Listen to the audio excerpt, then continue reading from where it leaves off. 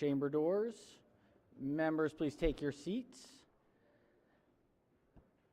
Madam Clerk, please call the roll. Mr. President. All right, Senators, we are very, very pleased to have Pastor Kevin English from the Open Bible Church in Baltimore, Maryland, guest of the distinguished senator from the 45th District. Members, please rise for the invocation.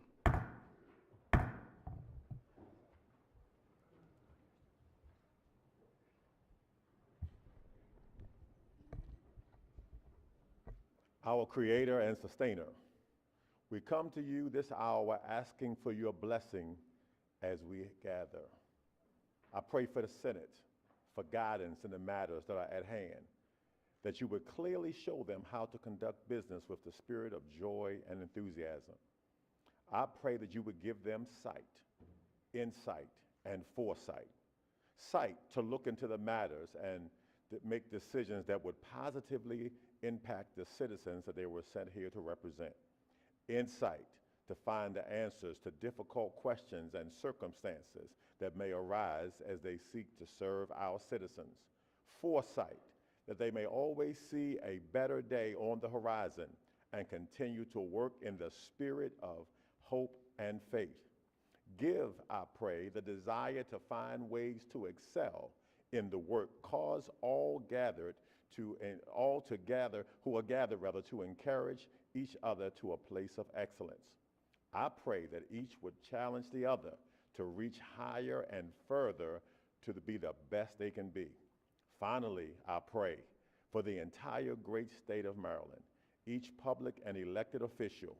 I pray that the spirit of unity would rest on, rule over, and abide in each of them as they do what they've been divinely assigned to do. Creator, this is my prayer. Amen. Chair recognizes the senator from the 45th District. Thank you, Mr. President. It's just an honor to be able to give a warm welcome to Dr. Kevin English. For the past 10 years, he's been the pastor over at Open Bible Church right there in my home community, the Overley community. He does phenomenal work within our great city of Baltimore, holds a number of titles, Mr. President, such as the first vice president of the Ministers Conference of Baltimore and vicinity, past president of Baptist Ministers Night Conference of Baltimore and vicinity, second vice president of Pastors Conference of Baltimore and vicinity, and he's a board member, executive board member of the Hampton University Ministers Conference. Colleagues, Mr. President, if we could just give a warm welcome to our pastor right there in the hometown of Baltimore City, Dr. Kevin English. We appreciate it. And without objection, if there are no objections, we will journalize the pastor's invocation this evening. We appreciate his presence here today. All right, has everyone recorded their presence in the chamber? I'll wait for that. If so, the clerk will take the call. With 43 members in the chamber and a quorum being present, the Senate of Maryland is now in session. Chair recognizes the senator from the 43rd, or 41st, sorry. It's getting late in session, Yes. Mr. President. Thank you, Mr. President, members of the body. Please join me in giving a warm welcome for the second time to our doctor of the day, Dr. Parag Gandhi, who stands to my right.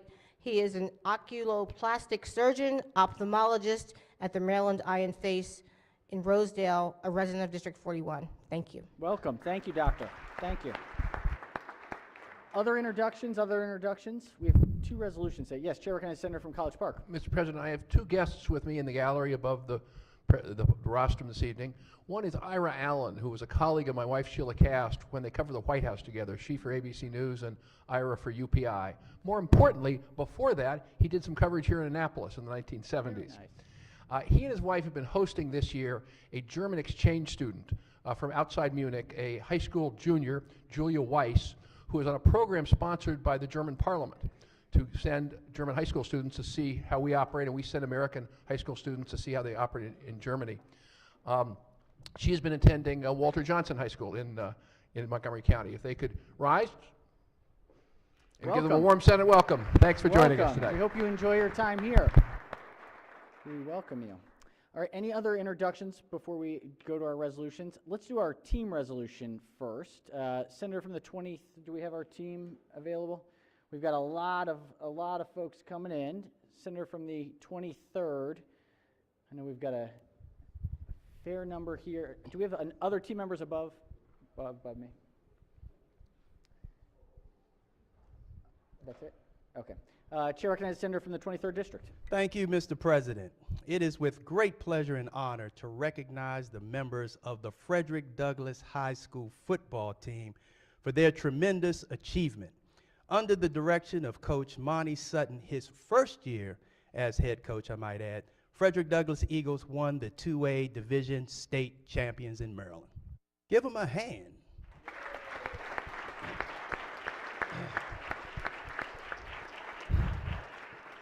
The Mighty Eagles climbed to the top of their division with a regular season record of 8-1 and a total record of 13-1. These players have displayed the highest levels of perseverance, valor, teamwork, sportsmanship, and spirit. And colleagues, I want you to join me because not all of their team could be here. There is a member of the team, Darren Bridges, defensive back who passed away from a heart attack, unable to celebrate with the team here on earth, but is absolutely celebrating with this team in heaven. Please give me a moment in silence for Brother Bridges.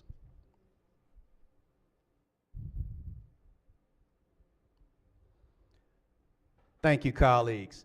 And joining head coach Sutton, we have Mr. Darius Grimes, Bryce Dunn, Xander White, Emmanuel Martin, Jason Sutton, Trey Manley, Chaz Lewis, and Major Dillard.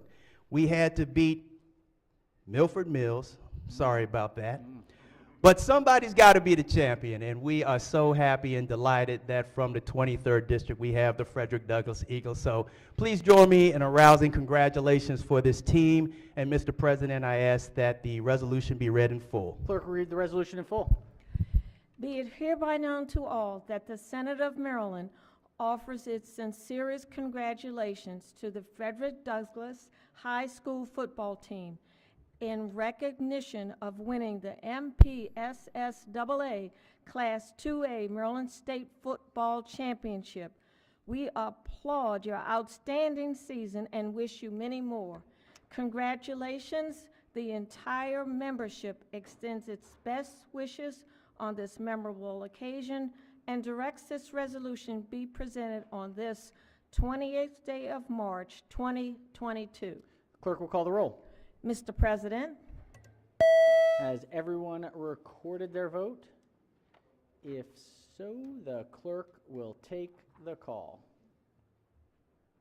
With 43, a unanimous, gentlemen, celebration of the Frederick Douglass High School football team for the Class 2A Maryland State Football Championship. And to the gentlemen who are above me, while I can't see you, I celebrate your excellence both on the field and in the classroom. Congratulations. Please stand. Thank you so much. Frederick Douglass Eagles, Mighty 23rd. Thank you.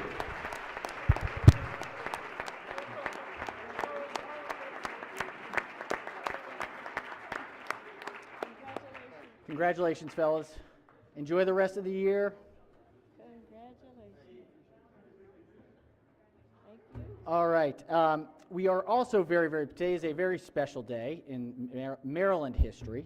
And if we could ask our Maryland 250 team, if we could come to the front here, and I will sort of give a bit of context. We'll have a resolution and then ask the senator from the capital city for a few remarks. But as many of you all heard and we spoke a bit about last Friday, today is a very important milestone in the history of Maryland's historic state house.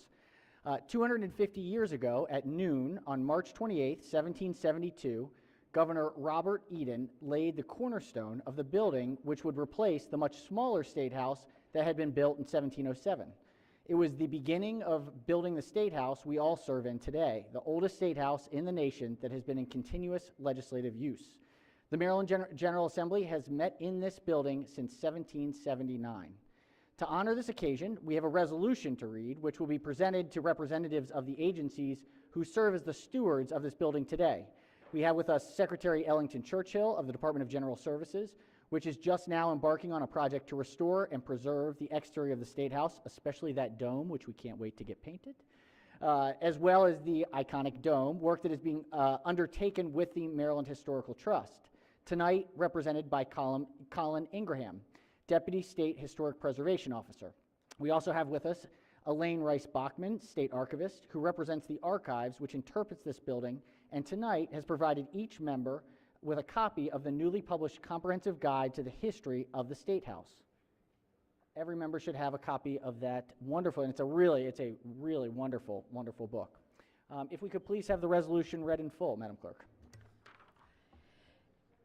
Be it hereby known to all that the Maryland General Assembly commemorates the 250th anniversary of the laying of the cornerstone of the Maryland State House by Governor Robert Eden on March 28, 1772.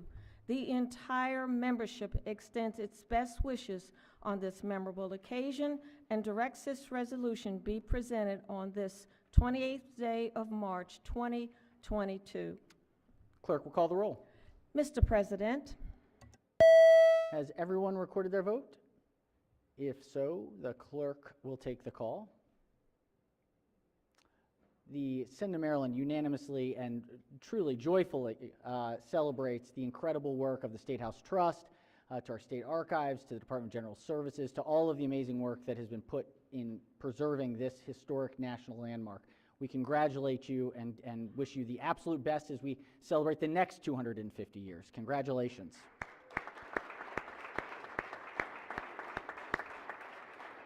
I do want to also recognize another important 250. This is the Maryland 250, or semi-quincentennial. I practiced that one a couple times. Commission, which is undertaking the work to commemorate Maryland's role in the 250th birthday of the United States in 2026. Tonight, the chair of the commission, Nina Easton, along with co-chair Ike Leggett, are, I believe, in the balcony above. Yes, right above us. They're here with members of the commission to tour the historic exhibits about Maryland and the Revolutionary War, and to visit the historic Old Senate Chamber, the scene of so many important and pivotal events when used by Congress from 1783 to 1784. I know there are a number of the members. If they could please rise, if we could recognize the members of the Maryland 250 who are in the gallery tonight. Thank you all so much for being here. And before we move to the next, I want to recognize the senator from the capital city. Thank you very much, Mr. President. Colleagues, I just told the Secretary that I get more constituent complaints about the State House Dome than most things, and so They're mainly for me. But, I am very excited for the restoration, and I'm so excited for the 250th commission just above our heads. They are hard at work. We are hard at work. I serve as the Senate President's designee. They're hard at work planning for the next few years. I know our goal is to have events commemorating the 250th that are representative of the entire state and our rich history across that state. So I will be the conduit for you to them, and I look forward to hearing your input and working with you. And I just want to thank the members of the commission for their hard work already, and I was very happy to see the governor included funding in the budget for the commission, which is very exciting. Sure. Thank you, Mr. President. Thank you, Senator. Thank you for that reflection, and please, thanks for the great work of the commission ahead. We're going to do it's going to be a really exciting time. So, yes, Chair recognizes the Senator from Prince George's. Thank you, Mr. President. As most of you all know, my home, where I was raised and went to school, is in Washington County, Hagerstown, Maryland. And we are so fortunate to have tonight an individual who has come to Hagerstown and has given his soul and his life to working for the betterment of the people in Hagerstown, particularly in the African American community. And I just could not let this evening go by thanking him publicly for the work that he does for people, not only the African American community, but he has an interest in raising the bar for the city of Hagerstown. And he does it with class, he does it with dignity and respect. He's not concerned about whether or not an individual or group are Democrats, Republicans. All of that is pushed aside when it comes to the well-being of the people in Hagerstown. And I just want to let him know that we deeply and profoundly appreciate the fact that you look down, reach down, and lift up for the least of these. And I just cannot thank you enough for all the hard work that you are putting forth in Hagerstown. And please know that we down here have your back. We're going to do all we can to help you to move the great city of Hagerstown to where it should be. It's moving along, but it's not where it should be. So thank you for what you do, and may God continue to bless you and lift you up along with your wife and that beautiful new baby that you all have at your home. Thank you. All right. His name, Could you please stand? I want you all to see him. you didn't give us his name. Oh, Senator. my Lord, I didn't even mention his name. Wonderful Reggie Turner. Wonderful. Thank you, Mr. Turner. Thanks for joining us. All right, Senators, well, we thank you all. Thank you for the commission. Thank you for all of your work in this special day. We are greatly, greatly appreciative of what is ahead. Do we have any other introductions before we jump in tonight? Any other introductions? All right. Let's do so be consider the we'll waive the reading of the journal from the prior legislative day. Believe we have a order of business. Chair recognizes the majority leader. Thank you, Mr. President. I would move to suspend the rules for purposes of a bill introduction. All right. Senator is moved to suspend the rules for the purpose of filing a late bill. Give us a quick summary of the. Thank you. This is a new congressional map which the Circuit Court directed to be developed. All right. On the motion, Chair Mr. recognizes President. the minority whip. I would oppose the motion to suspend Rule 32 Okay. and ask for a roll call vote. I'd just like to say that we're discussing introducing a map that nobody has seen except for a few people, and the minority party who's not involved in the creation of the updated map by court order. And my understanding is their plan tomorrow is for a hearing that's going to be sponsor only. So there won't be any opportunity for public testimony. So that's just what I've heard. I don't have that in writing, but that's what I've heard from different reports. So I think I would move to suspend the rule to, I would move to oppose the motion, All Mr. right. President, and ask for a roll call. All right. Question before the body is on the motion to suspend the rule for a late filed bill. Any further discussion? If not, the clerk will call the roll. Mr. President, All right. Has everyone recorded their vote? Anyone wish to change their vote? Explain their vote? If not, the clerk will take the call. With 32 votes in the affirmative, the motion passes. The clerk will read the bill. Madam Clerk. Do we have the, all right. Senate Bill 1012, the President, Congressional Districting Plan. This is an emergency bill. All right, Chair recognizes the majority leader. Thank you, Mr. President. I move to suspend the rules to have the bill assigned directly to the Reapportionment and Redistricting Committee. All right, the senator has made the motion to refer the bill directly to the Committee of Jurisdiction, the Redistricting and Reapportionment Committee. Any discussion of the motion? Any objections? Without objection, the motion carries. The bill will be referred to the appropriate standing committee. All right, let's take up a, actually before we do we have the hearing? Okay, we'll do it at the end. So obviously everyone, this was a busy weekend for lots of different reasons, but one of the things that I hope certainly doesn't get lost is the really important agreement that was made between the chambers and the administration on the state budget and revenues and how to move forward in a really unified, bipartisan, effective way to really serve the people of Maryland. So the next order of business is the one of what will be, I believe, several supplemental budgets from the executive, and want to appreciate the hard and difficult conversations that led to a very, very, very good result for the investment in the people of Maryland, child care centers, health care, you name it. It's a pretty remarkable budget. So we still have to finalize everything, take things to conference, and get to the final dotted I's, but it's really big work. So clerk will read the message from the executive. Mr. President, pursuant to the authority conferred on me by Article 3, Section 52, subsection 5 of the Constitution of Maryland, and in accordance with the consent of the House of Delegates duly granted, I hereby submit supplemental budget number 4 to Senate Bill 290, House Bill 300, in the form of an amendment to the budget for fiscal year ending June 30th, 2023. Supplemental budget number 4 affects the previously estimated funds available for budget operations. Sincerely, Lawrence J. Hogan, Jr., Governor. Message having been read is ordered journalized, and the supplemental will be sent to the Committee on Budget and Tax.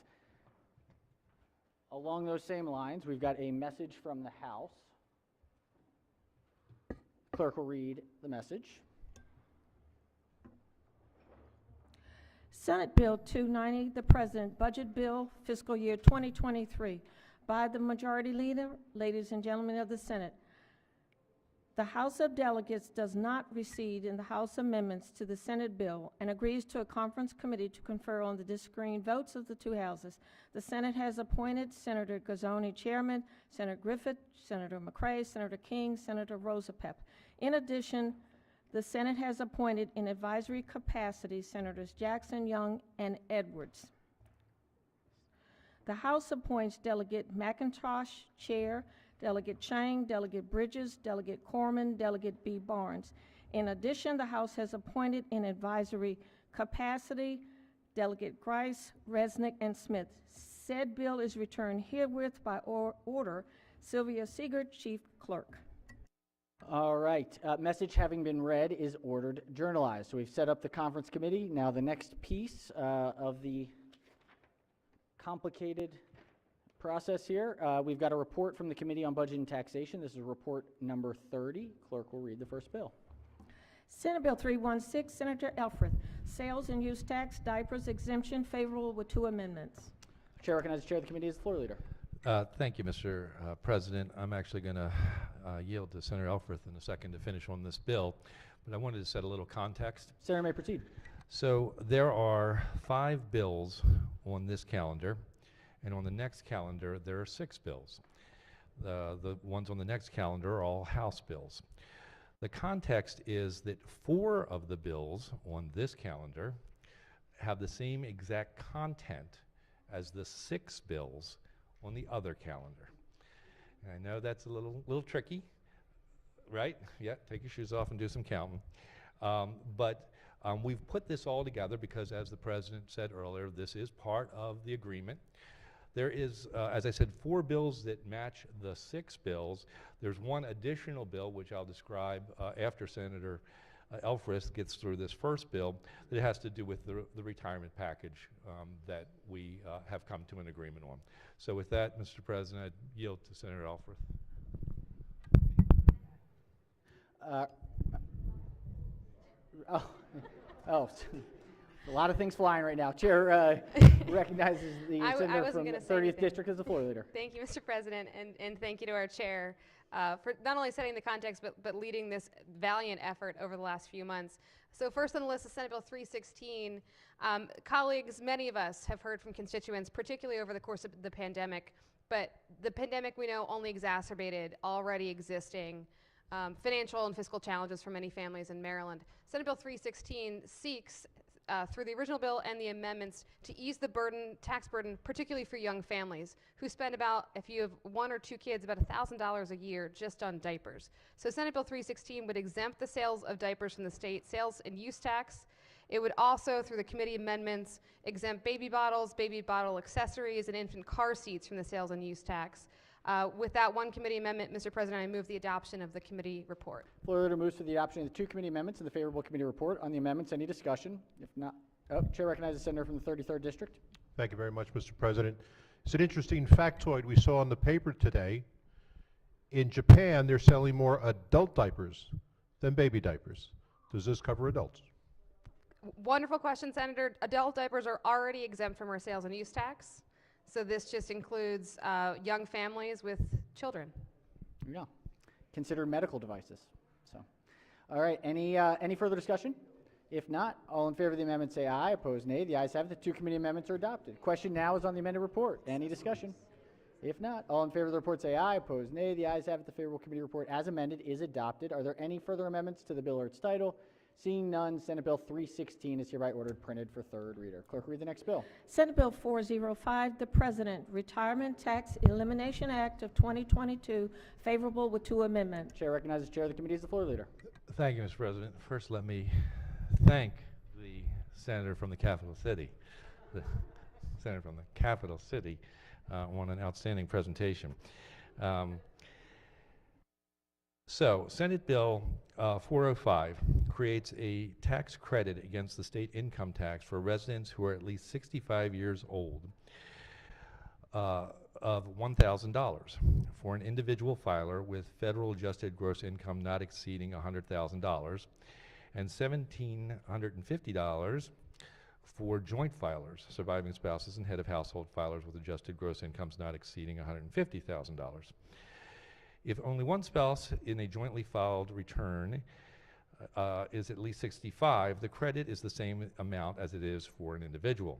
The bill provides for a reduction of the credit for certain eligible taxpayers in years when there is significant and sudden reduction in state revenues. The bill takes effect July 1, 2022 and applies beginning in tax year 2022. There are two amendments.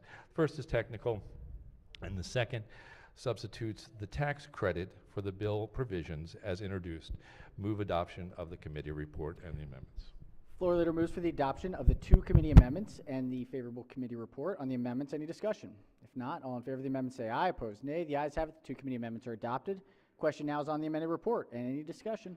If not, all in favor of the report say aye. Opposed, nay. The ayes have it. The favorable committee report as amended is adopted. Are there any further amendments to the bill or its title? Seeing none, Senate Bill 405 is hereby ordered printed for third reading. Clerk will read the next bill. Senate Bill 488, Senator Griffith, Sales and Use Tax, Medical Devices Exemption, favorable with two amendments. Chair recognizes the bill sponsor as the floor leader. Thank you, Mr. President. Colleagues, I'm pleased to present Senate Bill 488, which, as our chairman mentioned, is in the package of bills that provide some relief for Marylanders.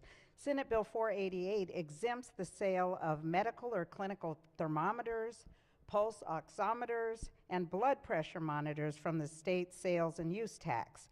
The committee adopted two amendments. The first committee amendment makes changes to the purpose and function paragraphs. The second committee amendment exempts from the sales tax N95 and related face masks and certain diabetic care items. Mr. President, I'd move the adoption of the amendments and the favorable committee report. Floor leader moves for the adoption of the two committee amendments and the favorable committee report. On the amendments, any discussion? If not, all in favor of the amendment say aye. Opposed, nay. The ayes have it. The two committee amendments are adopted. Question now on the amended report. Any discussion? If not, all in favor of the report say aye. Opposed, nay. The ayes have it. The favorable committee report as amended is adopted. Are there any further amendments to the bill or its title? Seeing none, Senate Bill 488 is hereby ordered printed for third reader. Clerk will read the next bill. Senate Bill 571, Senator Klossmeyer, Sales and Use Tax, Oral Hygiene Products Exemption, favorable. Chair recognizes the senator from the 37th District as the floor leader. Thank you very much, Mr. President. Ladies and gentlemen, you know, earlier this year we passed a bill that would extend Medicaid coverage for dental care. So we wanted to make sure that if we had more people getting access to dental care, they also could get a little bit of a reduction in the sales tax for their toothbrushes, toothpaste, tooth powders, mouthwash, dental floss, and other oral hygiene products. So they will be now exempted from the state sales and use tax. That's Senate Bill 571. So we would move the adoption of the committee report. Floor leader moves for the adoption of the favorable committee report. Any discussion? If not, all in favor of the report say aye. Opposed, nay. The ayes have it. The favorable committee report is adopted.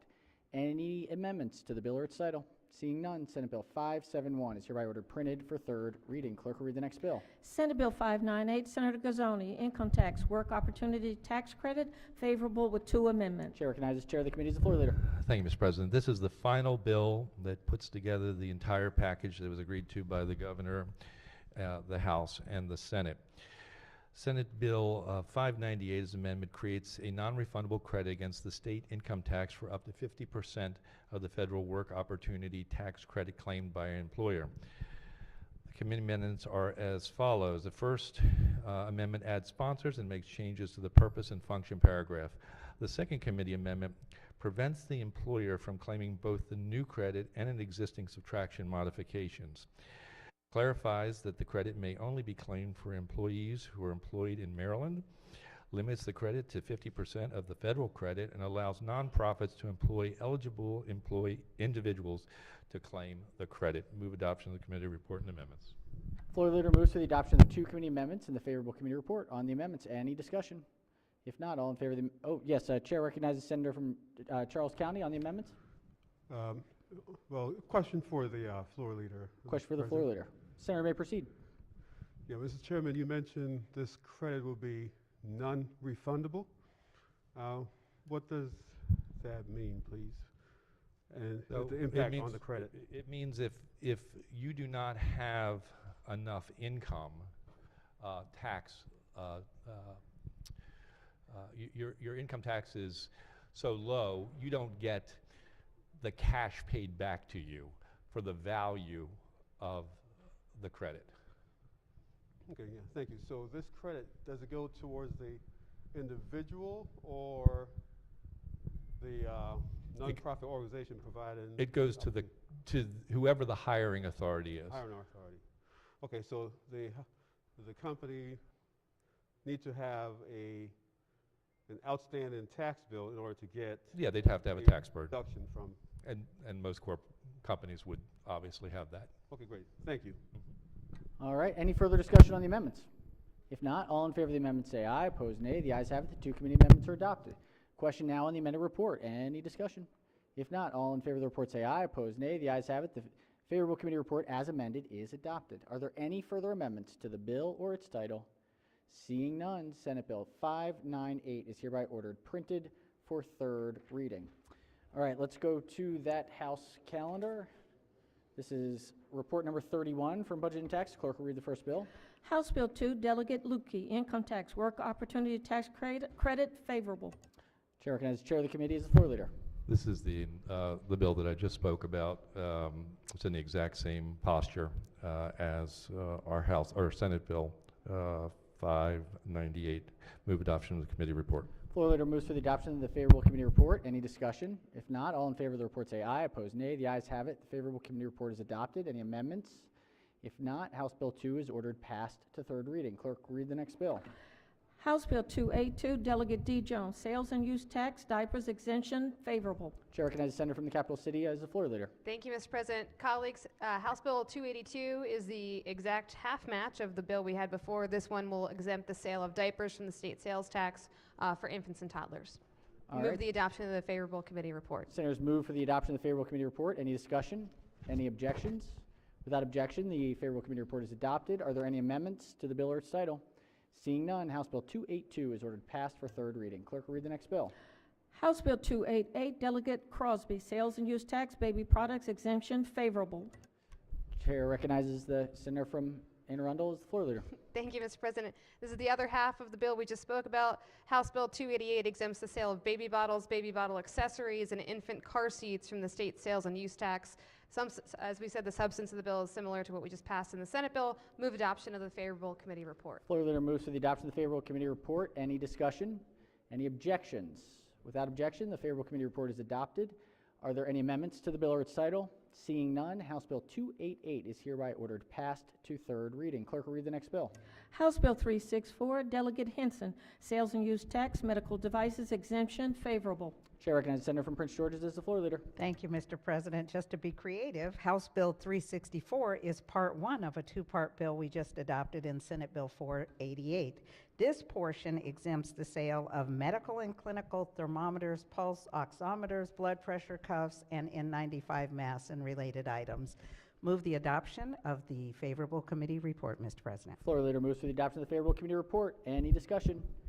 If not, any objections? Without objection, the favorable committee report is adopted. Are there any amendments to the bill or its title?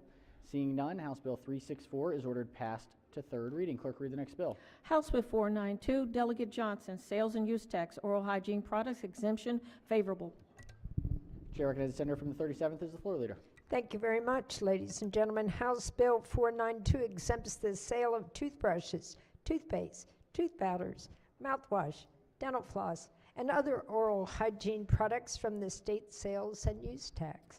This bill is identical to Senate Bill 571. Move the adoption of the committee report. Floor leader moves to the adoption of the favorable committee report. On the report, any discussion? If not, all in favor of the report say aye. Opposed, nay. The ayes have it. The favorable committee report is adopted. Are there any amendments to the bill or its title?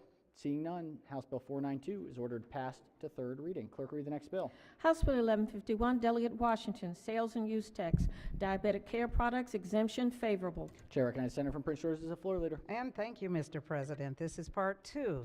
House Bill 1151 is the portion that we just heard that would exempt the sale of diabetic care items from the state sales and use tax. Move the adoption of the favorable committee report. Floor leader moves to the adoption of the favorable committee report. On the report, any discussion? Any objections? Without objections, the favorable committee report is adopted. Are there any amendments to the bill or its title? Seeing none, House Bill 1151 is hereby ordered passed for third reading. All right, we've got a special order calendar, executive nominations. This is special order number 68. Clerk will read the report. Executive nominations report number 6, nominee number 28. Question is, will the Senate advise and consent to the nomination of the executive? All right, question before the body is, shall the Senate advise and consent to the nomination of the executive, nominee number 28 from report number 6? Any discussion? If not, the clerk will call the roll. Mr. President, has everyone recorded their vote? Anyone wish to change their vote? Explain their vote? If not, the clerk will take the call. With 42 votes in the affirmative, the Senate advises and consents affirmatively to the nomination of the executive, nominee 28. All right, next order of business is another special order calendar, number 69. Clerk will read the bill. Senate Bill 652, Senator Cashley, criminal law, murder of a police officer, Officer Kiona Holly, Public Safety Act. Questions on the adoption of the committee amendment and the favorable report. All right, questions on the amendment? Chair recognizes the chair of the committee. Thank you, Mr. President. I'd ask the sponsors' indulgence for one more special order while I work to prepare amendments. For tomorrow. For tomorrow. All right, Senator has moved to special order the bill until tomorrow. Chair recognizes the senator from the 34th District. Mr. President, I would oppose the special order this time. Thank you. All right, Senator opposes the special order. A question before the body is, shall we special order the bill? On the motion, are we ready for the question? All in favor of the special, Senator's requested a roll call. The clerk will call the roll. Mr. President, has everyone recorded their vote? Anyone wish to change their vote, explain their vote? If not, the clerk will take the call. With 30 votes in the affirmative, the senator's motion carries. Mr. President. Yes, chair recognizes. Literally, my button didn't work. I wish to record it red there. In the red. Without objection, any objections from green to red on the prior vote? All right. We've now got special order calendar number 70. Clerk will read the bill. Senate Bill 773, Senator Carter, Public Safety, Firearms Dealer, Storage Vaults for Regulated Firearms. Questions on the adoption of the committee amendments and the favorable report. All right. Question before the body is on the adoption of the two committee amendments. Any discussion on the amendments? Chair recognizes the senator from the 33rd District on the amendments. Thank you very much, Mr. President. Would the floor leader yield? Will the floor leader yield? Appears so. Senator may proceed. Good evening, Senator. Good evening. On your floor report describing the bill, you talked about gun safety for families, yet the title of the bill is firearms dealers. So my question is, does this apply specifically to dealers or everyone in the state? It applies to individuals. The bill was essentially changed completely and amended to apply to individuals and not gun dealers for safety. Okay, any reason the title wasn't changed? Okay, thank you very much. Thank you, Mr. President. All right, on the amendments, any further discussion? If not, all in favor of the amendment say aye. Opposed, nay. The ayes have it. The two committee amendments are adopted. Question now is on the amended report. Any discussion?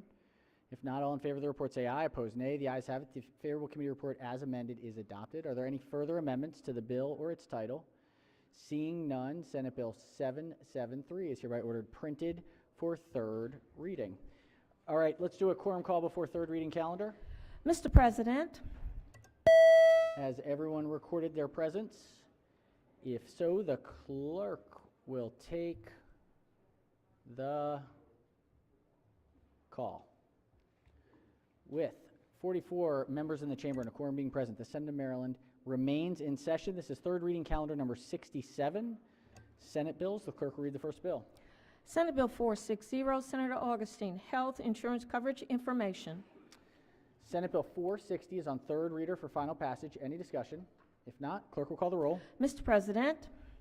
Has everyone recorded their vote? Anyone wish to change their vote, explain their vote? If not, the clerk will take the call.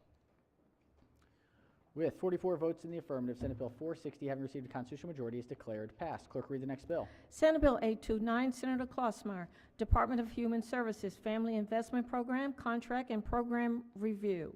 Senate Bill 829 is on third reader for final passage. Any discussion? If not, clerk will call the roll. Mr. President, Has everyone recorded their vote? Anyone wish to change their vote, explain their vote? If not, the clerk will take the call. With 44 votes in the affirmative, Senate Bill 829, having received a constitutional majority, is declared passed. Clerk will read the next bill.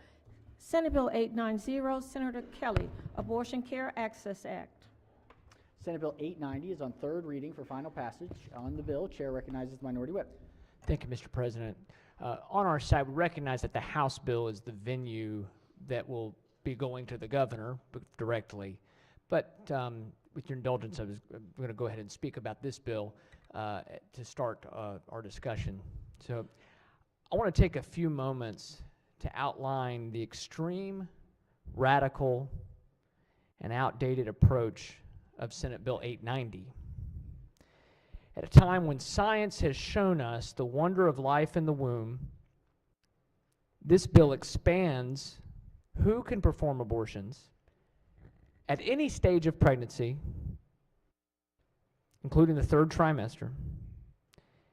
It takes it away from trained physicians to professions that do not have the skills in many cases or the scope of practice to perform abortion surgeries. But there's no limitation in the bill on how far these health occupations can go. All of this comes with the stated goal in the hearings by the proponents of a goal of more abortions performed in our state, a state with already among the most liberal and far-reaching abortion laws and allowances in the country. Stated goal of more abortions being performed, and even calling it a jobs bill, a job creation engine, talking about creating more people who can perform abortions. We've come far from the position of abortion being safe, legal, and rare, which was espoused by President Clinton in the 1990s, to a grisly position on the overall issue of abortion, and we hear it from the proponents of this bill, that any kind of restriction at any stage is wrong, and that somehow we shouldn't believe our lying eyes when technology shows us babies formed, hearts beating, brain waves moving. You can't claim to care about women and their health if you're opening up surgical abortions at late stages of pregnancy to non-physicians, and then we turned around and this body rejected our amendment to require abortion providers to at least offer aftercare and follow-up after abortion procedure. Everybody in this chamber agrees that we face a critical workforce shortage of nurses and professional medical support staff in Maryland. But what does this bill do, Mr. President? It allocates $3.5 million a year in taxpayer funds to create more abortion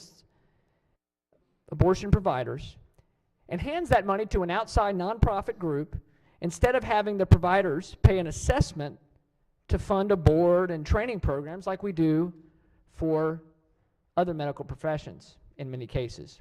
And in a state where having a baby, even for the best insurance plans that all of us, of course, have access to in here, having a baby, even on the best insurance plans, leaves families with thousands of dollars of out-of-pocket costs and deductibles.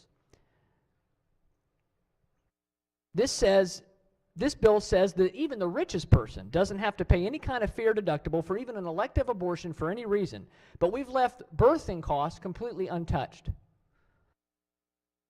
Worst of all, this body on Friday rejected an amendment that would have made it clear in law that a born-alive infant during a botched abortion deserves life-saving care and protection, which they provide for in law in places like California, hardly a red state, hardly a state engaging in some sort of anti-health crusade. Vast majorities of Americans affirm in poll after poll that there should be common sense guardrails at least on abortion. And certainly post-viability. There's a wide consensus that post-viability there should be protections, that there should not be abortion on demand. There's also wide majorities that believe that taxpayers should not be asked to fund something that they may find morally reprehensible. Certainly not be asked to fund abortions that are elective and not medically necessary, at the least. Vast majorities of Americans affirm that because of what we know. That abortion stops a beating heart and that life is precious. Bills like this really trample on that position of conscience, especially as it relates to handing taxpayer dollars out. In a rush to engage in a culture war, this bill is not and has never been about whether abortion will be or should be legal, but the way that we've gone about it does say something about us and our approach. I hope you'll join me in voting red and pumping the brakes on what I believe to be a reckless and wrong bill. Thank you, Mr. President. Thank you, Senator. All right, on the bill, Chair recognizes the Senator from the 37th District. Thank you very much, ladies and gentlemen. I think we're going down a very dangerous road. It seems like the value of life is just lowered as we expand these services. I spent the weekend with a number of people who are struggling because they had loved ones who died in nursing homes, and they had care that was less than what I consider acceptable. I heard from one of my physician's husbands today in a conversation that he wasn't too sure we were going to have enough physicians in our local area because all of our physicians are of almost retirement age and they are exhausted from the work during the pandemic. Life is precious and it is significant. And I just think this bill sets a very dangerous precedent and will create an opportunity that I don't think we want. I don't want. I think we're already compromising individuals because we're having healthcare workers work in facilities where there's inadequate staff. And you don't want to abandon your patients, but at the same time, you're not able to provide the care that you know you were supposed to care for. And I think we are going to have more of that happening, and it hardens people over time. And I don't believe that's what we want in a quality of life for Marylanders. So I will be voting red on this. Thank you. Thank you, Senator. All right, Chair recognizes the Senator from District 6. Thank you, Mr. President. I'm just going to be very brief. We provided a lot of amendments and we talked. But I got to say, when we don't provide options, as we provided so many, to show that there was another way, instead of aborting, that we can have counseling, that you can adopt, that you can help a family, that you can do a good thing for a husband and a wife that cannot have a child and have an opportunity to be a family. I look at this and I'm saying, wow, this is an opportunity for us to do a very good thing. And we still can. If we really think about how a family cannot have a child, as so many times have tried, but the only way out is to adopt. We can make it more accessible, more available for families. So a husband and wife cannot have a family because they try. They have an opportunity to adopt to have a family. And we have a loving child, a little toddler, a little baby, and then grow with them. I think it's something of an option that we should have put in place, but we said no. So I hope we think not just our heads, with our hearts, and understand we can do a very good thing. We can help those that are less fortunate. Thank you, Mr. President. Thank you, Senator. Chair recognizes the Senator from the 38th District. Thank you, Mr. President. Colleagues, this is hard.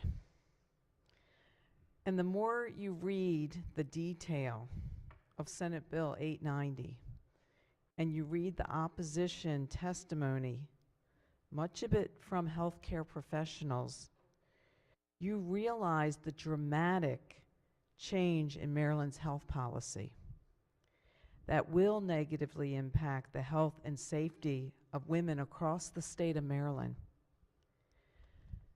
Maryland already has the 4th highest abortion rate in the country. And this bill takes Maryland's already liberal abortion laws to the extremes, especially when it comes to late-term abortions and placing Maryland's women's health at risk. We've talked about mental health a lot in this body, and I'm very concerned about the direct relationship between abortions and mental health complications. From 1993 to 2018, there were 75 studies examining the abortion mental health link, of which 2/3 of those studies show an increased risk of mental health complications after abortion. This body has especially been supportive of suicide awareness and prevention efforts. And having a member of my own immediate family be a victim of suicide, I have been very appreciative of those efforts. I was extremely concerned after learning the Finland study on maternal mortality showed an alarming 7 times higher suicide rate after abortion when compared to giving birth. And you go back and you read the testimony, and it comes down to women's health. You have testimony that is urging, please do not endanger women by allowing non-physicians to perform abortion surgery. So my friends and colleagues, those are among the reasons that I'm opposing SB 890. Thank you, Senator. All right, Chair recognizes the Senator from the 34th District. Thank you, Mr. President. You know, I don't think I'm unique in this body about those of us who have had the opportunity to see children, early born children, preborn or preterm babies. About 35, 38 years ago, I got my first chance to be in the OR, because I don't know how old my kids are, I'll admit that.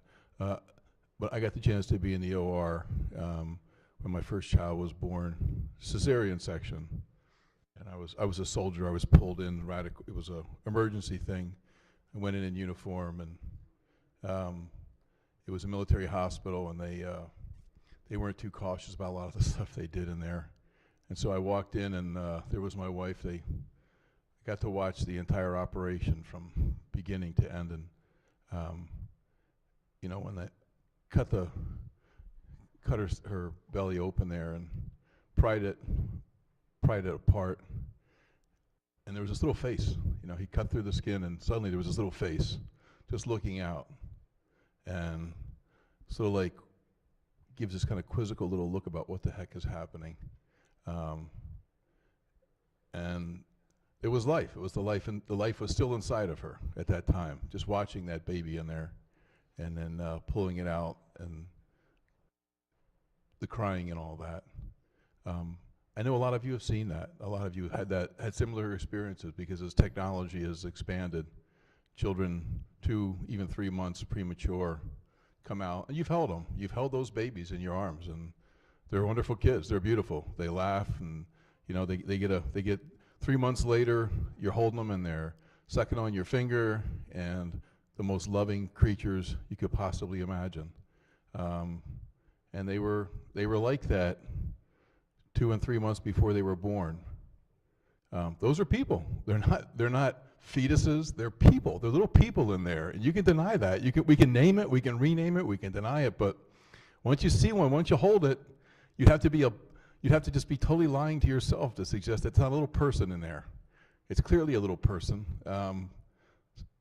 And we have a bill here that's going to encourage the taking of those little lives. I just can't sit here in good conscience and not speak up. I see too many little of them running around, and the love they give and the joy. We can pretend they're just blobs of flesh. We can pretend they're not little people, but they are. And that's where technology is now. That's where medical science is. And this bill pretends they're not. This bill pretends that they have no human rights. As you stick an instrument in there and touch that child and you press on him, he will cry. He feels pain. She's horrified by the chemicals coming in, whatever it is that's killing them. And I don't know how, I understand in the 1800s and 1900s how people could kind of go about that sort of blindly, but we've reached that level in technology where we just can no longer deny that. We've moved beyond it. And as we stand here in this age of wonderment that we live in, we just got the Webb space telescope up there. We're going to look to the edge of time. We'll now be looking back in time with the Webb 13.8 billion years back in time. We can see the beginning of the universe. We can see a time when all this didn't exist. None of us existed. And now, 60, there was a discovery, they picked up a flash in the sky this past summer, and it was an explosion that happened 60 million years ago when dinosaurs roamed the earth. And we just saw it. We picked that up. When that flash took place, Earth wasn't even formed. The dinosaurs still roamed the earth. And because of our modern technology, we were able to pick that up and see the result of that explosion that happened when the dinosaurs roamed the earth. So our technology is expanding, and the wonderment of the universe is before us. It's an amazing place. And we're part of that amazing place. And I just defy you to take a look at one of these little ones and suggest that those little lives in this great, amazing universe we have, that those lives are not worth protecting, that they don't have rights, that we shouldn't encourage people to not rip them out of the womb. It just boggles my mind. So I really hope you all take a look at this, because this is serious stuff. And, we sit here today and we look back on the institution of slavery, and we condemn those who were born into slavery as an institution, and we say how foolish they were not to override slavery right away. Colleagues, I tell you, as we stand here today, 50 years from now, people will look back and say that those of us who supported this, how barbaric of a people we must have been. How could we not have stood up? How could we not have stood up and said, oh my God, you can't do this? 50 years, less than 50 years from today, that's what's going to happen. Thank you. Thank you, Senator. All right, on the bill, Chair recognizes the Senator from the 33rd District. Mr. President, I spent a number of years on the Finance Committee, and it was a great experience. And as the body knows, that was the place for pro-life leaning bills would go, whether it was to require sonograms, whether it was to require counseling, or many of the other issues that pain-capable issues that we brought forward. And one of the comments by the committee was always, well, there's no studies, there's no documentation that what we're presenting is accurate. So I just want to let the body know that Daniel Ferguson did a 25-year longitudinal study of 1,200 women. And his summary on the front page, above the fold, so to speak, those having an abortion have elevated rates of consequential mental health problems, including depression, anxiety, suicidal behaviors, and substance abuse disorders. Peer-reviewed. I was making a look. It was published in the Journal of the American Academy of Child and Adolescent Psychiatry. People in the committee wanted to know that it was peer-reviewed and published. It's here. The statistics are pretty graphic. Major depression. 35% of the women who were pregnant without an abortion, 35%, that's a pretty high percentage had major depression. But women who had abortions, it was 78%. There's no denying that it's a stressful time, and we've talked about this before, but that's a significant difference. And depression is a issue that we can treat, therapy, medicines, counseling. Anxiety disorder, for just a regular pregnancy, 35% of the women have anxiety. I get it. Of those who had an abortion, 64%. Suicide ideation.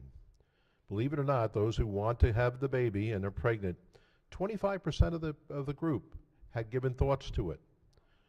But of those who've had an abortion, 50%. Mr. President, we can talk about the theory and the policy, but this is the real issue. One of the proponents reminded us that women seeking abortions deserve the same level of health care as any other woman. And what we're doing by expanding the number of providers who are not physicians, who are not surgeons, who don't have the years and years of medical training, it's patient mistreatment. The other issue is abortion centers, after the conclusion of the procedure, provide unacceptable, unethical, and irresponsible care. And what we mean by this is a lot of the women undergoing the procedures are left alone in a physical sense, in an emotional sense, in a real sense, and are in the dark as to how, when, or where to seek treatment when complications unavoidably arise.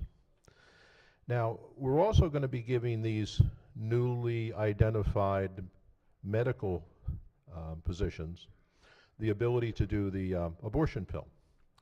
And what we're doing is we're de-medicalizing abortion, because that means a woman can purchase an abortion pill at a pharmacy without a prescription or order it online. She can do it without a doctor's oversight, without going into a clinic, without any blood test or ultrasound.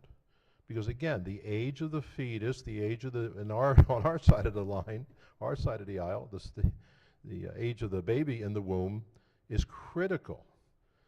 And also, if you're not giving counseling about alternatives, if you're not being screened for contraindications, if you're not giving informed consent or being advised to severe risks, it's a problem.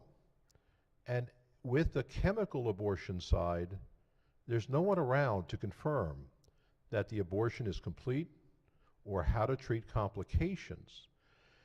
That's one of these issues of why women die from these abortions. A physician today might not remove all the tissue, may not remove all the parts of the baby, and it can provide sepsis and infections, and it's a real problem. So, again, we're reminded that Maryland is only one of 4 states that forces taxpayers to pay for abortions. And that causes me a great deal. As many of you know, over the past 13 years I've been on this floor, I've helped to advance the amendment to remove the funding from the budget, because we find it not a proper use of our tax dollars. Mr. President, I have a couple other comments.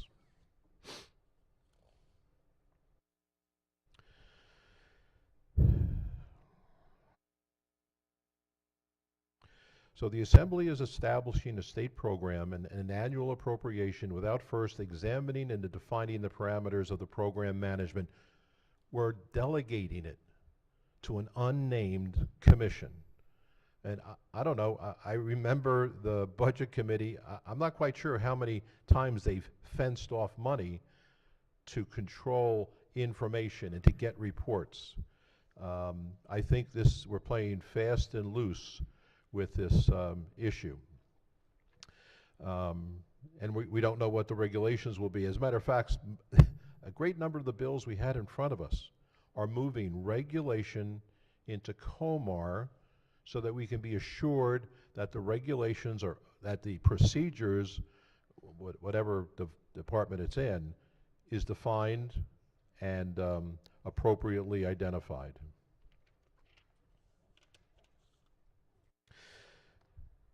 Mr. President, the repeal of the physician requirement for performance of an abortion will lower the standard of medical care, put women at greater risk of injury and death from abortion, and the related complications which will occur for fertility and future pregnancies. I have studied this issue for about 10 years, and I know, medical science will back me up, that a woman who has her cervix artificially expanded for the purpose of an abortion, that cervix is impacted in a negative way in the future. We wonder why women are having a tough time conceiving or a tough time carrying to full term. Well, this is one of the issues that has to be identified. Again, we talked about diagnosing potential pregnancy complications. The good chairman brought up ectopic pregnancy. When she was telling that story, I'm sure there was not a heart in this body that felt good about the situation, where someone had to travel hundreds or maybe thousands of miles for a procedure. Well, the good news, Mr. President, is this is a standard issue that can be addressed, saving the life of the mother. Unfortunately, many times with the pregnancy occurring in the fallopian tubes, the woman may lose one of her fallopian tubes because of this issue. But fortunately, God is good. He gave women two, but it makes it much more difficult to achieve pregnancy. The other interesting fact, and you know I'm a data guy and I love numbers, not these particular ones. The rate of abortion-related injuries and emergency room visits following a chemical abortion increased over 500% from 2002 through 2015, according to Medicaid claims analysis. That's about the only place Maryland really gets any numbers because we don't count anywhere else. There's a subject that we haven't talked as a body having to do with this chemical abortion issue, and that is the potential for misuse and abortion coercion is high. Without a physician's examination, there's no way to verify who's consuming the medication and whether they are doing it so willfully. Sex traffickers, incestuous abusers, coercive boyfriends will all welcome the more easily available abortion pills because we have more providers making it available.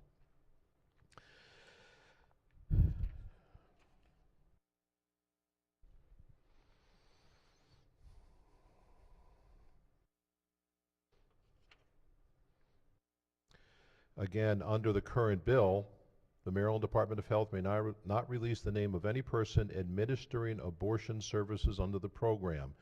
There's no transparency. There's no accountability. I have a big problem with that, Mr. President.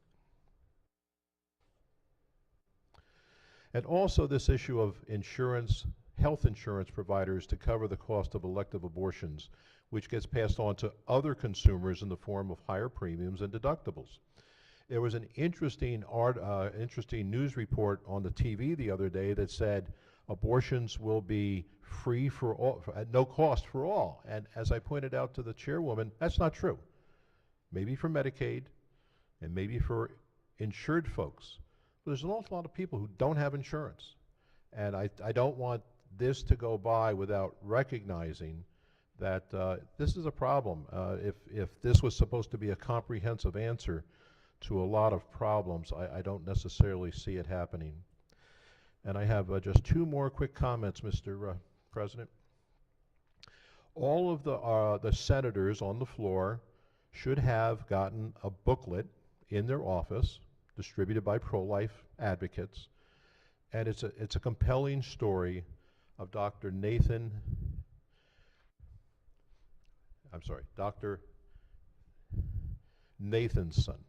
out of New York City. He was the founder of NARAL.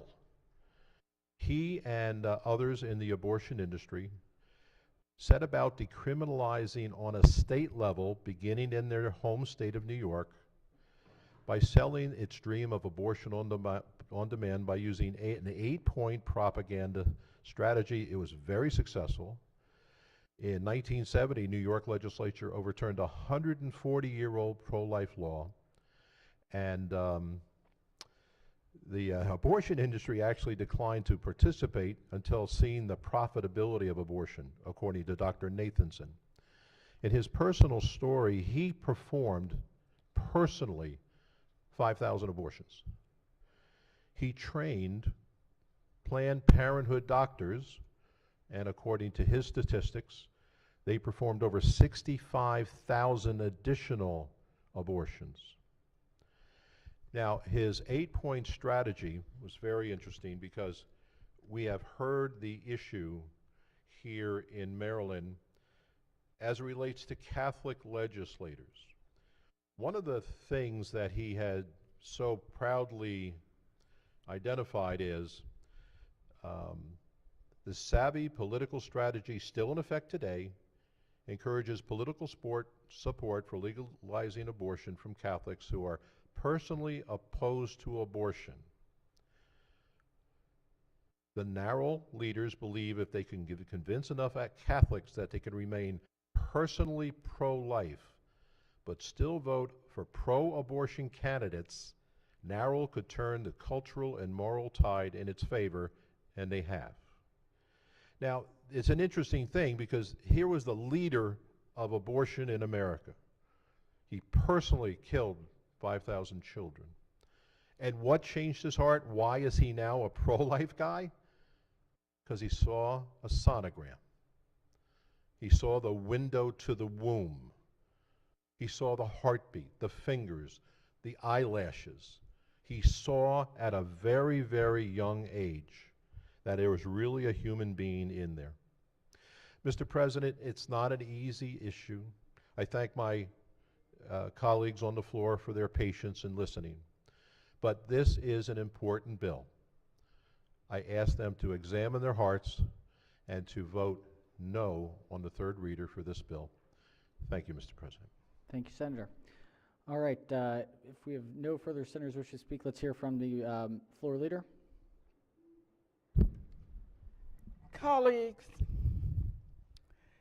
in 1991, our state had the foresight after there was a major referendum and we saw how the citizens of Maryland felt on this issue to pass the bill which is still in place and permits abortion where it is an appropriate thing to permit.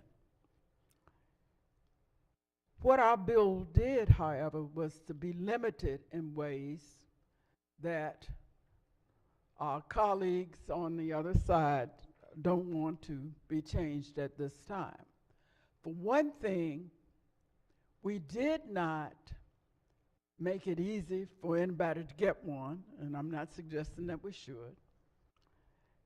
We did not give them out for free, which is what it sounds like. We also did not allow most of the practitioners for whom this would be within their scope of practice to do abortions. In Maryland, we limited from 1999 till today that only a physician could do them. And currently, by all counts, there are 52 only in the entire state who, among the other kinds of procedures they perform, sometimes form an abortion. What it means is that in most of our state, and as soon as you get outside the Baltimore-Washington corridor, there aren't any practitioners at all who are performing abortions because we have left out many for whom within their scope of practice and their training would otherwise be able to perform this procedure where it is appropriate. What it means is that where there is, and we heard mention a few minutes ago of things like an ectopic pregnancy, the pregnancy is in the fallopian tubes and not in the uterus, and there's going to be a major, major traumatic event ending up perhaps in the death of both the fetus and the mom. that there isn't any hope. What it means is that our colleagues, who I believe are sincere and earnest in their belief, don't have any science to back up and no social science and statistics to show that what they're saying on the floor tonight really reflects reality. What it means is that a young child, a young girl, 10 or 11 years old, who's the victim of incest or rape, would have no hope. And when they tell me about how wonderful it is to be forced to carry a child when you're nothing but a little baby yourself, imagine the trauma of a 10 or 11-year-old being raped and then having to go through the depression, to watch what happens developmentally to their body as they are forced to carry to term, if they can make it to term, the fetus. Imagine what it means that when they go back to school, when they go out to play, the prejudice they will experience from moms and dads and neighbors who won't want that little child who's already been horribly maimed and violated to play with their children. That's what reality is all about. Imagine a future where you could never trust in an intimate relationship that other adults might be able to value, where maybe you would one day be prepared to be a parent and would want to otherwise have been one.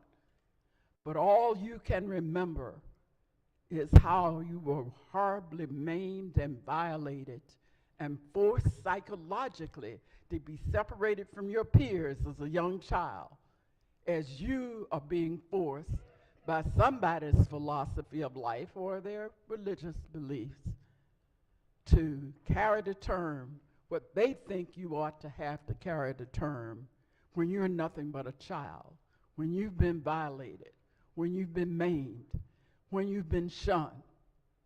In fact, I can't imagine how that would make them ever a healthy parent. And when we hear from our colleagues who I believe mean well, that all you got to do is give it up for adoption, there are all these nice people who want to do that. Well, they are not. We all know that. There are many unloved, unwanted children. When you read about the juvenile justice problems that are so badly escalating, you're hearing in many cases about kids who were not born into love and nurture. And in some cases, where the people that gave them life or gave them birth were not able to provide that. And certainly very few people carrying a child to term who are forced to do so after incest or rape or violence of various kinds and psychological pressures and so on, are not going to bring forth little cuddly kids waiting to hop up and down in front of a Christmas tree. That isn't what life is for many people. I told you some other things, but I worked for the Bureau of Child Welfare in New York City while I was doing my first master's degree back in the, when was it? In 1968. And they had a building that was known as Children's Village, Children's Center. And when I went to visit some of the clients on my role in Children's Center, they were, and there were hundreds of them in a 7-story building, they were in cribs with netting over the top and a lock on the netting because there were so many kids abandoned, little babies. They didn't have anybody more than about 24 months old. They were from about birth to about that. And so there were kids on my caseload that's the way I was supposed to go to visit them. And somebody would come along because there weren't enough workers and put a bottle in the mouth or take a temperature or change a diaper on a schedule that the inadequately functioning workforce had to do. That was another thing that has made me aware. And I'm remembering going into the borough of Brooklyn one day to visit one of the clients, where when I got there, a little child whose mother was obviously mentally ill had the child in its own feces. She felt that the devil had done something to the child. You had a mentally ill person trying to take care of a child, and nobody in the city of New York was doing anything to help that child except to send a child welfare worker who had no means, no resources to do anything to make life better. The world is not a fuzzy, wuzzy place where children that parents are unready for and parents are not psychologically or economically able to care for are just hugging and kissing them and trying to figure out what they're going to be when they grow up. That's not the real world.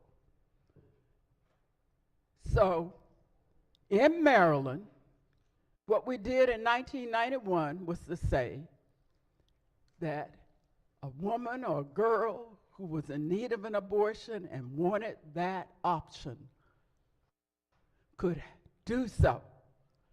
But we limited to just physicians, the various practitioners for whom to perform abortion and to perform, which they do right now, care and management of pregnancies all the way through and do deliveries in many cases, but that they can't do an abortion even at the earliest possible time when the existence of a fetus is brought to attention. That's what we did. What this bill doesn't add to the right to have an abortion, except that we won't have, given what's happening in states all around us, the practitioners available to meet the need. We can't force our philosophies of life or our religions on anybody else. I have to believe that my sense of God and the hereafter and the nature of humanity and what is required of us ought to be left to me to figure out. And I give you the same courtesy. We all should. That's what this bill is about. And where we need this medical service, we're going to allow people for whom it is within their scope of practice, they already are managing, in many cases, physician assistants and nurse practitioners and so on, are managing pregnancies from the time that the woman is aware through the birth and the delivery. And so they ought to be allowed, once licensed. And we probably will have to train some who will leave some other states where they're trying to outlaw abortion altogether. I mean, that's one way to add to a possible workforce.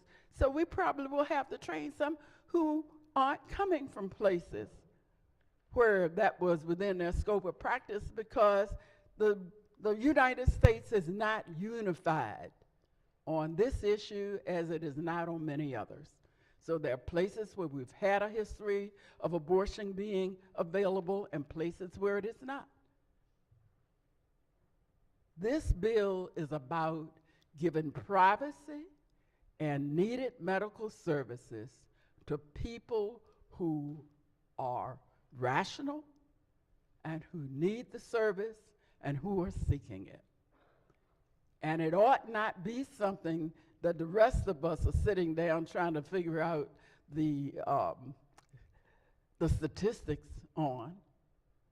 The Guttmacher Institute has about the best statistics done in a way that would be statistically reasonable, given what statistics are all about. And that isn't what people are citing here on this floor. I'm going to shut up. Let me say I'm the oldest one on here on this floor. Sometimes you should listen to your elders. Sometimes they can tell you something. I say, let's pass this good bill. Let's do right by people. Let's respect their privacy. Let's give them the practitioners that is within their scope of practice. And let's remember that we can't ever understand all of the medical and non-medical decisions that others might need or might choose. That's what's beautiful about America. It's what ought to be beautiful about Maryland. God bless America, and God bless this state, and God bless all of you. Thank you. All right, thank you, Senator. I think we're ready for the question. Chair recognizes the senator from District 12. Thank you, Mr. President. Colleagues, I do want to rise in support of this bill as a practicing healthcare provider, as also someone who trains other healthcare providers as well, that there's been a lot of discussion about medical terminations, but I think it's important to, as the floor leaders mentioned, to focus on what the bill does. And even in the title of the bill, this is an Access Act. And there's been a lot of debate as to whether abortion should be permissible or not. That, I think in my view and many others, may already be settled law. But I do want to focus on the access part, because not only is it in the title of this bill, but I think it really gets to the intent of this bill as well. And let me explain how. That federal funds currently are restricted from providing abortion-related training. And so it is increasingly difficult to be able to find federal support for resident physicians and other healthcare providers to be able to have access to the training that they need to be able to perform these procedures. And this causes barriers to providers having comprehensive training in this particular field. And what this leads to is a de facto restriction on medical terminations, that if there are simply not enough providers to be able to offer this procedure, this will lead to a restriction on medical terminations, regardless of whether our law permits this or not. I have worked with trainees who have explicitly sought out this training in other states. They've gone to places like DC and other states where their training is supported to be able to, for them to be able to learn how to do termination safely for the women that are involved.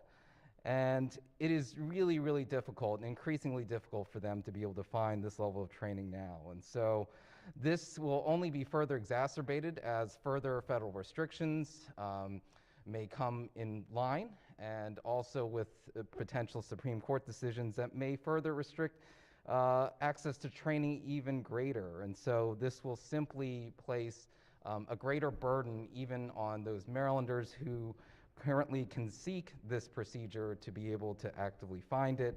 And it's also important to note that we do have many trainees who remain in the state. And so those who go through this level of training have a high likelihood to remain here in the state. I think there are studies that show that medical residents and other providers who go through training are likely to stay in the state for anywhere from 50 to 60%. And so these are folks that will provide care for Marylanders, provide access for Marylanders, and without the training that's necessary, this will be a functional restriction on women who really need this care. And I think it's important to bear that in mind, and why this bill is so incredibly important to help ensure that women have the access that they need. All right, I think we're ready for the question. All right, if there's no further discussion, third reader, final passage, the clerk will call the roll. Mr. President. Has everyone recorded their vote? Anyone wish to change their vote? Explain their vote? If not, the clerk will take the call. With 30 votes in the affirmative, Senate Bill 890 having received a constitutional majority is declared passed. Clerk will read the next bill. Senate Bill 904, Senator Benson, Maryland Higher Education Commission, Returning Youth Grant Program established. Senate Bill 904 is on third reader for final passage. Any discussion? If not, clerk will call the roll. Mr. President. Has everyone recorded their vote? Anyone wish to change their vote, explain their vote? If not, the clerk will take the call. With 44 votes in the affirmative, Senate Bill 904, having received a constitutional majority, is declared passed. Clerk will read the next bill. Senate Bill 975, Senator Jennings, property tax exemption, disabled veteran, active duty, and surviving spouse, application process. Senate Bill 975 is on third reading for final passage. Chair recognizes Chair of the committee. Thank you, Mr. President. Can I special order this till the appropriate time tomorrow? All right, any objections to the senator's motion? Without objection, so ordered. The bill will be special ordered to the appropriate time tomorrow. Clerk will read the next bill. Senate Bill 994, Senator Eckert, public health, mental health advanced directives, awareness, and statewide database. Senate Bill 994 is on third reader for final passage. Any discussion? If not, the clerk will call the roll. Mr. President, Has everyone recorded their vote? Anyone wish to change their vote, explain their vote? If not, the clerk will take the call. With 44 votes in the affirmative, Senate Bill 994, having received a constitutional majority, is declared passed. All right, Senators, we got one more calendar. Before we do, just a quick note. The website now has live, now that the bill has been introduced. Do we have a number on it? 1012. 1012 was the bill that the Majority Leader introduced tonight. On the website are the available files and all related materials. Sign-ups went live for the bill hearing tomorrow. It started at 8:30. It will be up until 7:30 tomorrow morning. Obviously, this is a short turnaround. When given only 5 days, we work with the constraints that we've got. So, to the degree feasible, it's open till 7:30 for sign-ups for the 8:30 hearing. Let's go to third reading calendar number 2. Clerk will read the bill.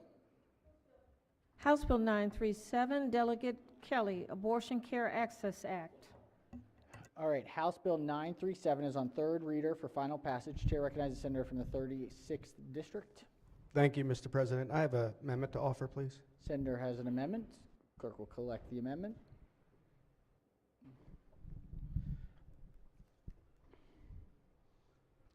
And Senators, this is a third reader House bill, so amendments are in order on the third reader House bill.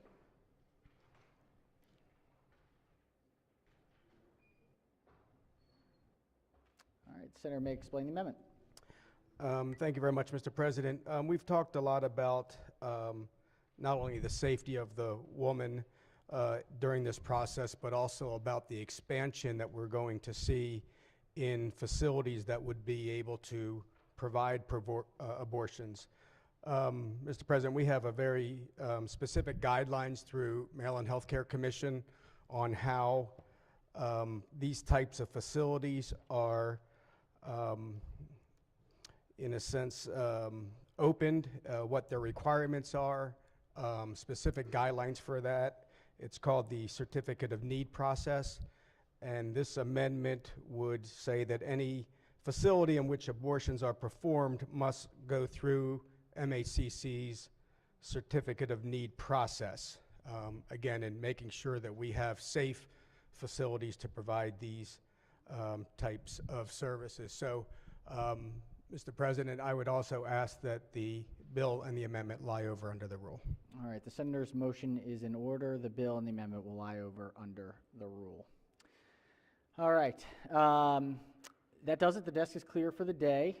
We've got a busy week this week. It's going to be very, very busy. So we'll do the best we can. We'll see where we land by the end of the week. Chair recognizes the minority whip. Thank you, Mr. President. I'm just trying to find the text of Senate Bill 1012. So the text is not online or on our floor system as of yet. I know it's just introduced. It is. It'll come up. Normally it takes a moment for the Secretary's office to get it uploaded and processed and in. So the moment it's available, it will be put online immediately. Okay. Thank you very much, Mr. President. The map is there. So Mr. President. the main part of the text is ultimately the map, but that is up. Yes, Chair recognizes the senator from. That was exactly what I was going to ask. There's a map that you link to. That's the map? That is the map. The link is the map, and then described in bill language in the actual legislative text. It's a long bill. Lots of pieces.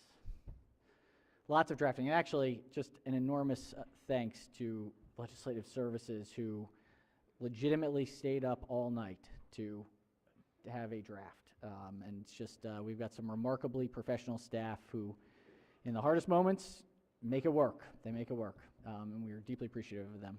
All right, any committee announcements before tomorrow morning? Yes, Chair recognizes the Vice Chair of Judicial Proceedings. Thank you, Mr. President. Could I be recorded in the green on executive nomination report number 6, please? Any objections to green on the nomination? Without objection, so ordered. Any further, let's see, committee announcements? Chair recognizes Baltimore County. Can I have Chair. a personal privilege, please? Senator may proceed. Yes, I just would like to say this morning I went to a funeral for a friend of mine. He was going to turn 103 in June and didn't quite make it. But I just want to say, heartfelt, sincere sympathies for his family. And he served in the Second World War in Iran fixing Jeeps that got sand in them. He was in Iran. And then he was a Baltimore City police officer. And I can just say he was a very, very good man and a nice man. So, and if we could have our, Eugene Woody McGraw, thank you. So if we could just adjourn in his name, I'd appreciate it. Thank you. Certainly, and Majority Leader has the name. Excellent. Mr. McGraw, we said 103, remarkable.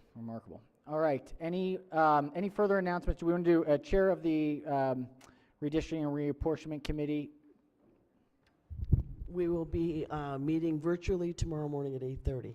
In a joint session. Joint session with the House. All right. Any further announcements? Oh, yes, Chair recognizes Senator from District 1. Thank you, Mr. President. The Republican caucus will meet tomorrow morning at 9 o'clock. 9 o'clock for the caucus. All right, any further announcements before we take a quorum call? All right, get some sleep tonight, folks. It's going to be a long week. Let's do a quorum call before we adjourn. Mr. President. Has everyone recorded their presence? If so, the clerk will take the call. With 44 members in the chamber and a quorum being present, Senate of Maryland remains in session. Chair recognizes the Majority Leader. Thank you, Mr. President. And I move the Senate of Maryland stand adjourned until Tuesday, March 29th at 10 a.m. in memory of Eugene Woody McGraw. Without objection, so ordered. Stay safe, get some rest. See you bright and early in the morning.